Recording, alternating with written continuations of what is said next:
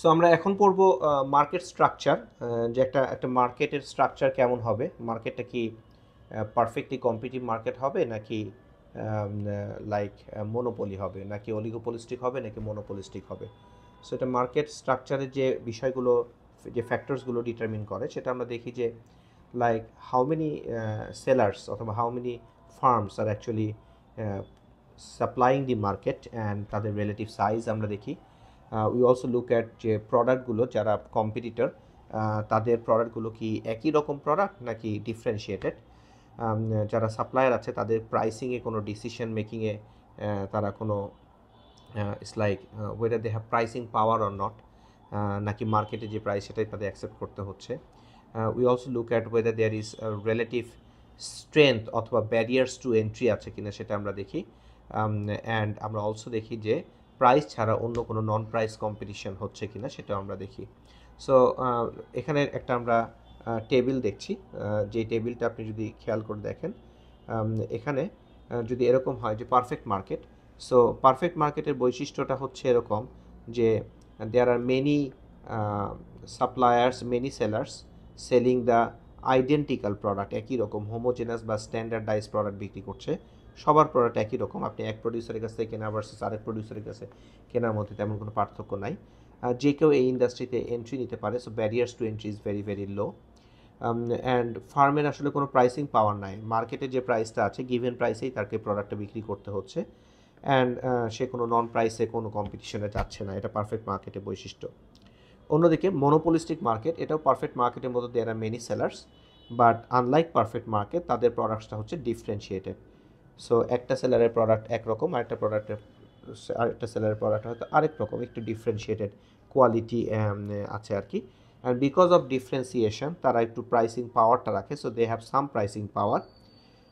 And এই মার্কেটেও barriers to entry is low, যে কারণে নাম্বার অফ সেলার্স অনেক, মেনি সেলার্স, এই কারণেই because there is very low barriers to entry. And তারা যেহেতু ডিফারেন্সিয়েটেড প্রোডাক্ট বিক্রি করে, এই কারণে they tend to like compete with advertising এবং প্রোডাক্ট ডিফারেন্সিয়েশনের মাধ্যমে তারা নন প্রাইস কম্পিটিশন করার চেষ্টা করে।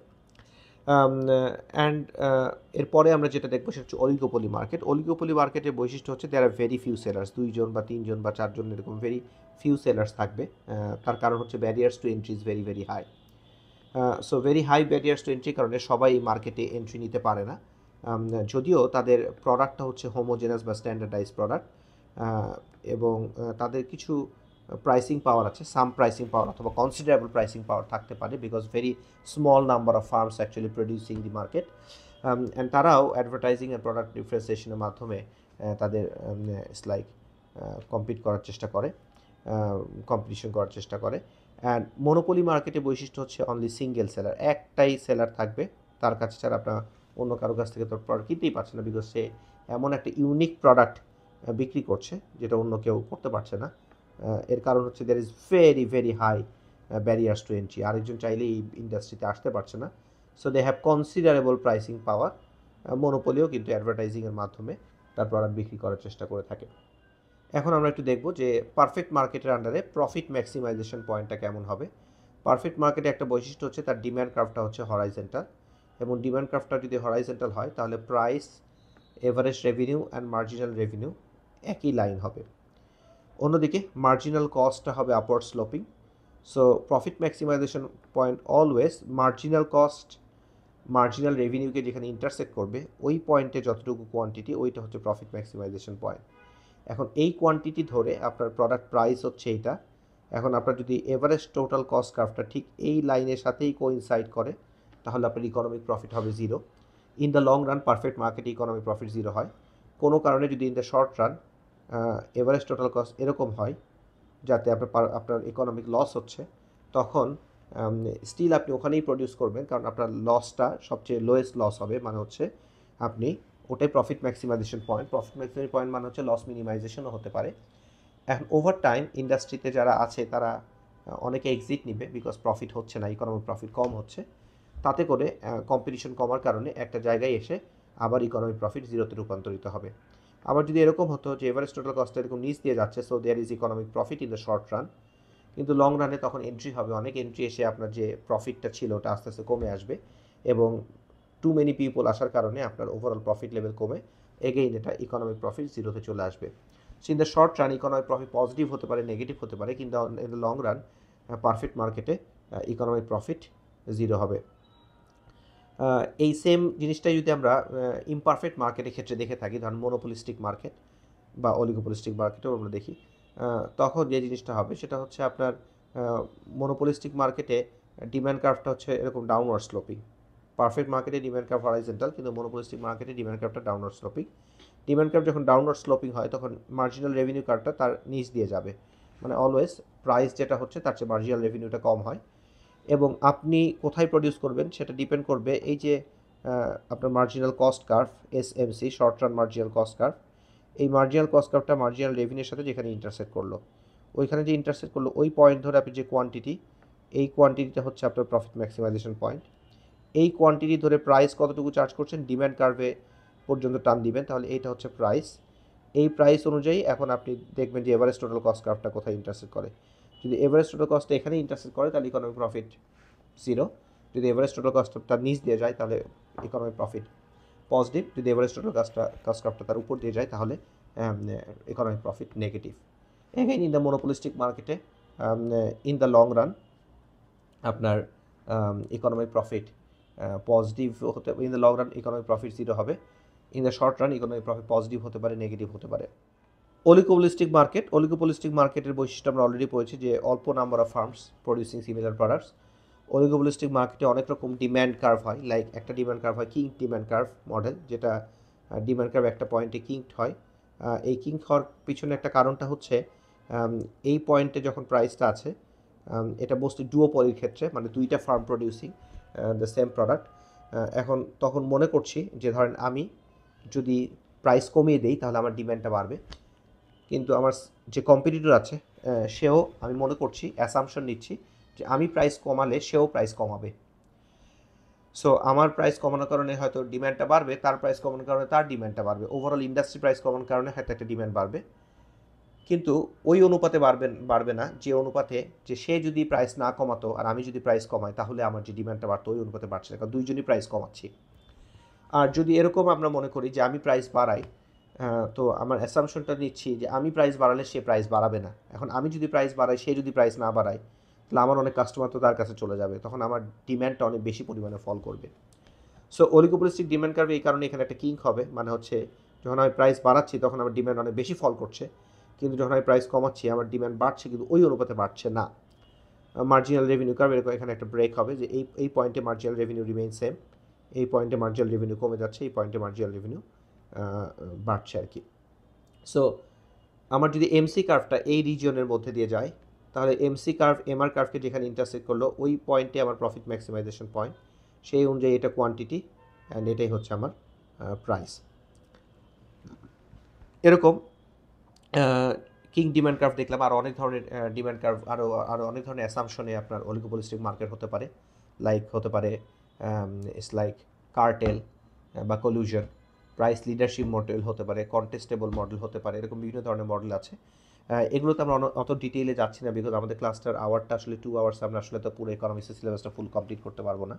সো এই পার্টটুকু আমি এক্সপেক্ট করবো যে আপনারা একটু বই থেকে দেখে নেবেন। এরপর যদি আমরা মনোপলি আসি, মনোপলিতে single seller. So single seller তার তো আসলে সে ডিসাইড করবে কত প্রাইসে কতটুকু কোয়ান্টিটি প্রডিউস করবে। তবে there is another type of monopoly আছে যেটাকে বলা হয় natural monopoly. So natural monopoly আমরা কোন ক্ষেত্রে পাই? Natural monopolies are usually found where production is based on significant economies of scale and declining cost structure, মানে সে এত পরিমাণে প্রডিউস করতে পারে এবং এত লার্জ স্কেলে প্রডিউস করে যে কস্ট স্ট্রাকচার অনেক কমে গেছে, অত লো কস্ট স্ট্রাকচারে অন্য কেউ প্রডিউস করতে পারে না। যেমন ইলেকট্রিক পাওয়ার জেনারেশন, অ্যান্ড এটা সাধারণত দেখা যায় গভর্নমেন্ট ওন্ড হয়। সো অনেক পরিমাণ স্কেলে এখন ইলেকট্রিক পাওয়ার জেনারেশন যদি আপনি প্রাইভেট সেক্টরেও দিয়ে দেন, ওরা অনেক লার্জ স্কেল না পেলে এই কস্টটা কমাতে পারবে না। ন্যাচারাল গ্যাস ডিস্ট্রিবিউশন, ওয়াটার আর সোয়ারেজ ডিস্ট্রিবিউশন, এগুলো এই কারণে দেখা যায় মোস্টলি গভর্নমেন্ট ওন হয়ে থাকে এই সকল ক্ষেত্রে, এবং গভর্নমেন্ট সবাইকেই প্রোভাইড করছে, লার্জ স্কেলে প্রডিউস করতে পারার কারণে অনেক লো কস্টে প্রডিউস করতে পারে। অ্যান্ড নর্মালি ন্যাচারাল মনোপলি ক্ষেত্রে ওই কোম্পানিগুলো, একটা যে কোনো private company will try to maximize their profit, they will produce, যেখানে তাদের MR marginal revenue marginal cost যেখানে ইন্টারসেক্ট করবে সেখানেই প্রডিউস করার চেষ্টা করবে। কিন্তু ন্যাচারাল মনোপলি ওখানে প্রডিউস ও চেষ্টা করলেও তাকে গভর্নমেন্ট বলবে তুমি প্রাইস কম চার্জ করো for the benefit of the country. So তখন তাকে যদি বলা হয় যে তুমি তোমার যেখানে লং রান মার্জিনাল কস্ট কাপ যেখানে ইন্টারসেক্ট করছে ওখানে যদি প্রাইস চার্জ করো, ওটা চার্জ করলে আবার ও লস হয়ে যাবে। তখন ও বলবে আচ্ছা ঠিক আছে, আমি যেখানে আমার লং রান এভারেজ কস্ট কাপ যেখানে ইন্টারসেক্ট করছে আমি ওইখানে প্রাইস চার্জ করব।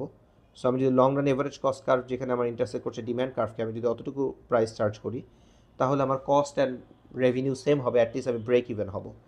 এখন যদি government owned organization break even না করতে পারে, লস করতে পারে, তাহলে তো একটা সমস্যা, কারণ লস করলে তাকে সাবসিডি দিতে হবে। সো ঘটনা ঘুরে ফিরে একই। সো অনেক সময় দেখা যায় দুইটা মডেলই হয়, যে সে long run average cost curve demand কার্ভটিকে যেখানে ইন্টারসেক্ট করছে ওখানে প্রডিউস করে, অথবা সে লস করছে কিন্তু গভর্নমেন্ট তাকে সাবসিডি দিয়ে লসটাকে পুষাই দিচ্ছে, সেটাও হইতে পারে।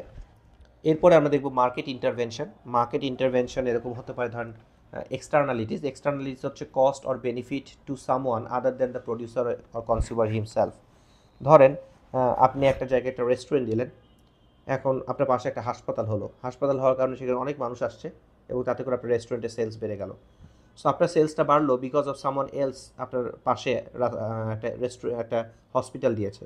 সো এটা আপনার জন্য পজিটিভলি কাজ করলো, আপনি তো আসলে এই সেলসটা বাড়ানোর জন্য কাজ করেন নাই, সামওয়ান এলস তার বিজনেসের চিন্তা করছে এবং তার কাস্টমার এসে আপনার এখানে রেস্টুরেন্টে খাবার দাবার খাচ্ছে। So it's positive for you, so that's call positive externality. আর নেগেটিভ এক্সটার্নালিটি হচ্ছে যদি আপনার রেস্টুরেন্টের পাশে একটা ধরেন ওয়েস্ট, ধরেন ময়লা টয়লা নিয়ে ওইগুলো ময়লার একটা ডিপো করা হয়, যেখান থেকে সব বাসা বাড়ি থেকে ময়লা নিয়ে এসে ওখানে এসে থাকবে এবং ট্রাকে করে নিয়ে চলে যাবে, তাহলে তো ওখানে গন্ধ হবে। অনেক গন্ধর কারণে আপনার রেস্টুরেন্টে আগে যারা আসছিল তার কারণে আপনার হয়তো আসবে না, এবং তার কারণে আপনার প্রফিট কমে গেল। এটা হতে পারে নেগেটিভ এক্সটার্নালিটি। যেমন ধরেন এই কিছুদিন আগে যে একটা রেস্টুরেন্টে অনেক আগুন লেগে মানুষ মারা গেল, সেই কারণে ধরেন মানুষের ধরেন জনসচেতনতা একটু বাড়ছে রিসেন্টলি, অ্যান্ড অলসো অনেক বেশি কমপ্লায়েন্স চলে আসছে, এবং তার কারণে যদি এরকম হয় যে আপনার বিজনেস এফেক্টেড হচ্ছে, আপনি হয়তো ওই রিজিয়নে না অন্য একটা রিজিয়নে আছেন, কিন্তু তার কারণে আপনার প্রফিটটা কমে যাচ্ছে বা সেলস কমে যাচ্ছে, so that's your negative externality.